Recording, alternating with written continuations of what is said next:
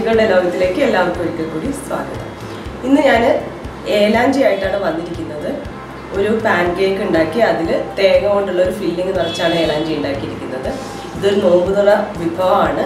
നമുക്ക് ഈവനിങ് സ്നാക്കായിട്ട് ഉപയോഗിക്കാം. അപ്പോൾ ഇതെങ്ങനെ ഉണ്ടാക്കുന്നത് നമുക്കൊന്ന് കണ്ടു. ഇതിനു വേണ്ടി ഞാനിവിടെ 1 കപ്പ് മൈദ എടുത്തിട്ടുണ്ട്, 1 കപ്പ് തേങ്ങ ചിരകിയത്, 1 മുട്ട, 4 ടേബിൾ സ്പൂൺ പഞ്ചസാര, 1/2 ടീസ്പൂൺ ഏലക്ക പൊടിച്ചത്, ആവശ്യത്തിന് അണ്ടിപ്പരിപ്പ്, റൈസിൻസ് ആവശ്യത്തിന്, 1 ടേബിൾ സ്പൂൺ നെയ്യ്, ആവശ്യത്തിന് ഉപ്പ്. ആദ്യം ഇതിൻ്റെ ഫില്ലിങ് തയ്യാറാക്കാൻ പോവാണ്. അതിനുവേണ്ടി ചൂടായ ഒരു പാനിലേക്ക് 1 ടേബിൾ സ്പൂൺ നെയ്യ് ഒഴിച്ചു കൊടുക്കുകയാണ്. ഇതിലോട്ട് നമുക്ക് അണ്ടിപ്പരിപ്പ് ഇട്ട് കൊടുക്കാം.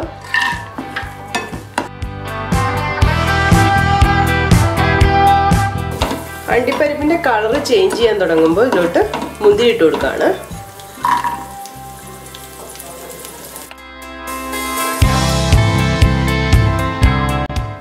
അണ്ടിപ്പരിപ്പും മുന്തിരിയും പിന്നെ മൂത്ത് വരുന്ന സമയത്ത് നമുക്ക് ചിരകി വെച്ചിരിക്കുന്ന തേങ്ങ ചേർത്ത് കൊടുക്കാം.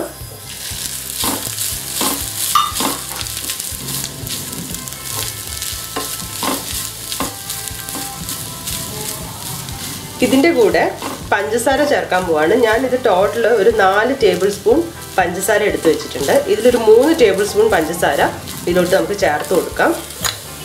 ഇത് നന്നായിട്ടൊന്ന് ഇളക്കണം. പഞ്ചസാരയൊക്കെ അലിഞ്ഞ് ഈ തേങ്ങയിൽ ചേരണം.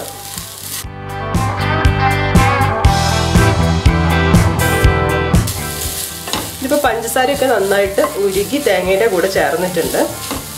ഇനി നമുക്ക് ഇതിലോട്ട് ഏലക്കാപ്പൊടി ചേർത്ത് കൊടുക്കുകയാണ്. ഏലക്കാപ്പൊടി ചേർക്കുമ്പോൾ ഇതുപോലെ തന്നെ ഒരു നുള്ള് നമ്മൾ ബാറ്റർ തയ്യാറാക്കുമ്പോൾ അതിൻ്റെ കൂടെ ചേർക്കണം. അപ്പോൾ അത്രയും എടുത്തു വെച്ചതിന് ശേഷം ബാക്കിയുള്ള ഏലക്കാപ്പൊടി ഇതിലോട്ട് ചേർത്ത് കൊടുക്കാം.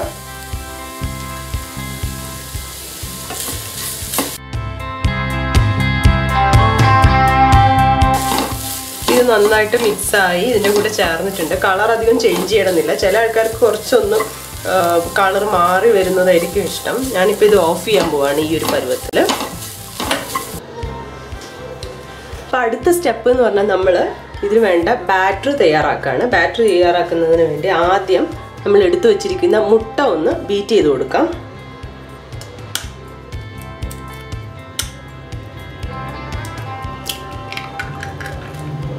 നന്നായിട്ടൊന്ന് ബീറ്റ് ചെയ്യാം നമുക്ക്. മുട്ട ബീറ്റ് ചെയ്തിട്ടുണ്ട്.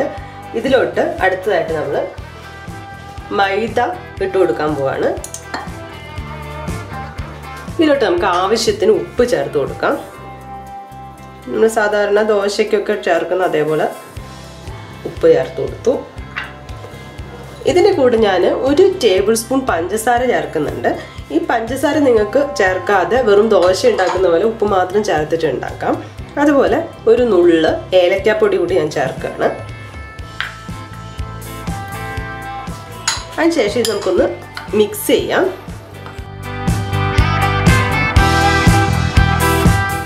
ഇനി ദോശ ബാറ്റർ തയ്യാറാക്കാൻ വേണ്ടി ഇതിലോട്ട് കുറച്ച് വെള്ളം ഒഴിച്ചിട്ട് നമുക്ക് ബാറ്റർ തയ്യാറാക്കാം. അധികം ലൂസാവാൻ പാടില്ല. നമ്മൾ സാധാരണ ദോശയൊക്കെ ഉണ്ടാക്കുന്ന ആ ഒരു പരുവത്തിനായി വരണം.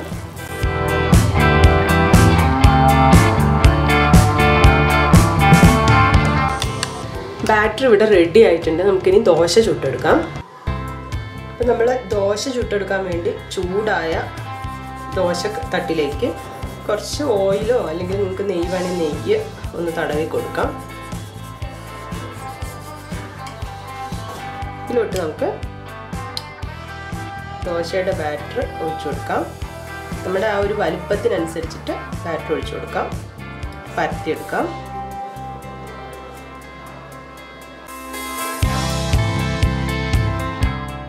അപ്പോൾ ഇത് റെഡിയായി വന്നിട്ടുണ്ട്. ഞാനിതൊന്ന് തിരിച്ചിട്ട് കൊടുക്കാൻ പോവാണ്.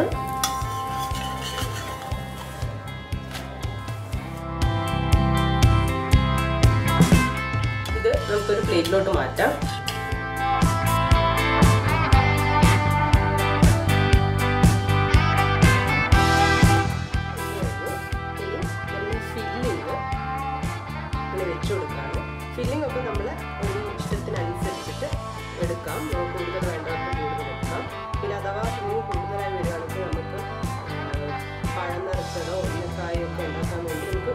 വിസിൽ വെക്കാം.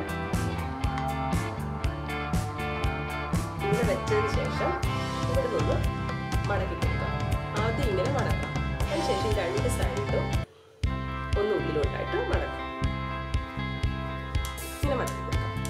ശേഷം വീണ്ടും ഒന്ന് മടക്കി കൊടുക്കാം.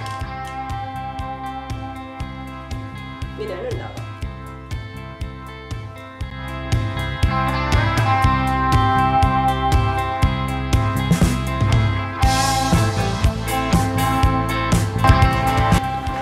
അങ്ങനെ മലബാറുകാരുടെ സ്വന്തം എലാഞ്ചി ഇവിടെ റെഡി ആയിട്ടുണ്ട്. നല്ല ടേസ്റ്റിയാണ്. തേങ്ങയാണ് മെയിൻ ആയിട്ടുള്ള ഇൻഗ്രീഡിയൻറ്റ്. ഈ നോമ്പിൽ നിങ്ങൾ എന്തായാലും ട്രൈ ചെയ്ത് നോക്കണം. എന്നിട്ട് എങ്ങനെയുണ്ടെന്ന് തന്നെ അറിയിക്കണം. അടുത്ത റെസിപ്പിയുമായി കാണുന്നത് വരെ ബൈ.